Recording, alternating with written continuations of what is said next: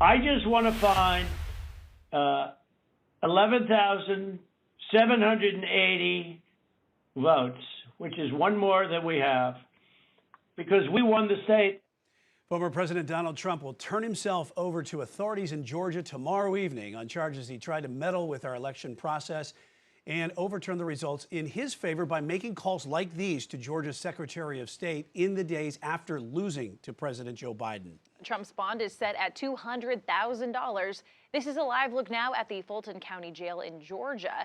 Now, when he surrenders, he'll be fingerprinted and have his mugshot taken.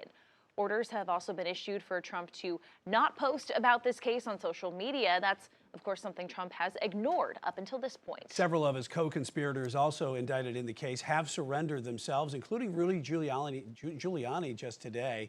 He had this to say on the way to the Fulton County Jail. They're lying. I'm telling the truth. And I'm fighting for justice. I have been from the first moment. I represented Donald Trump, an innocent man who has now been proven innocent several times. I don't know how many times he has to be proven innocent. He may have to be proven to be liars.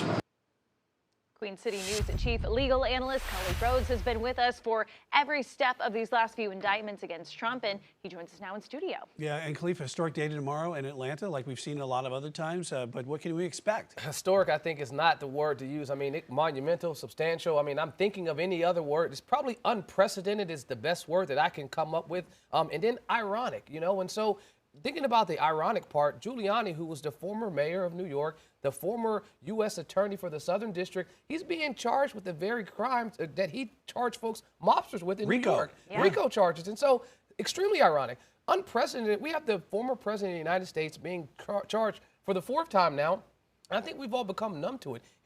I think tomorrow will be different than every other time because we'll have more of a feel of what happened with a mugshot. You can hear about what happened, but seeing an actual mugshot, I think, connects you to when OJ was mugshotted. You know, something that you can see the picture, and now this is really real. Even if we didn't think the other three were real, a mugshot to me equals, okay, this is a real criminal process. And so tomorrow we'll see fingerprints, we'll see mugshots. And then also down there in Georgia, they do this biometric scan. And so he'll be biometrically scanned, his eyes. And so that will be a way that they can tell that that's him. I don't think they'll have a problem mistaking the former president. But like every other person that's charged with a crime, he'll be scanned into the system. But we know that he was in those systems before and got his fingerprints taken. This one is different, like you mentioned, with that mugshot. But are we going to be able to actually see that, or is that going to be kept under seal? So currently we have 2 individuals that mugshots have been released. 6 folks have already been turned himself in the last few days. Giuliani is turning himself in right now. And so they have not had any problem with releasing those mugshots.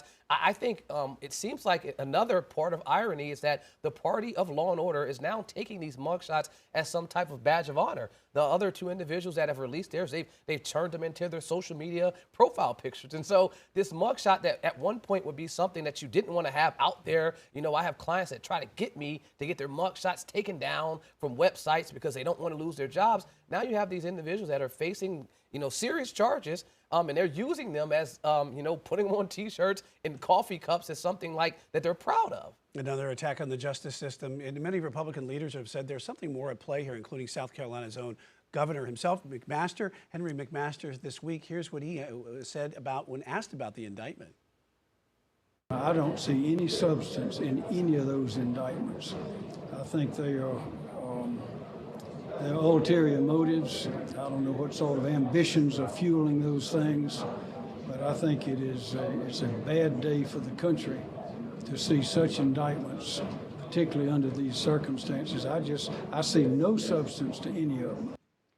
So it's important to note that Trump won South Carolina handily in the 2020 election thanks to Republican support. And as we've mentioned time and time again, this doesn't really seem to be impacting his stance in the polls or in public opinion for his supporters. Well, I mean, because most people will, in the Republican side, specifically MAGA voters, will echo Governor McMaster's statements that they see no substance. But that clearly shows the huge, Grand Canyon-sized divide between the Democratic and Republican parties. I mean, there is substance to this case. A grand jury, a jury of your peers, listened to facts, listened to testimony, and decided to indict. This wasn't just the prosecutor making a sole decision. This wasn't even her team, a group of attorneys making this decision. This was a group of just everyday citizens that over a course of a number of months listened to details, listened to facts, and made a determination that there were crimes that were committed. And so for them to say there were no allegations that he sees credible, I find that hard to believe when peers found that there were a number of allegations. I mean, he's facing 96 charges across 4 states. And so in Georgia, the allegations seem very strong. Yeah, the strongest so far that I've seen. And that's what we've been saying, and we know that Trump will be surrendering to get that fingerprinting and that mugshot taken tomorrow. Chief Legal Analyst Khalif Rhodes, thanks so much as always.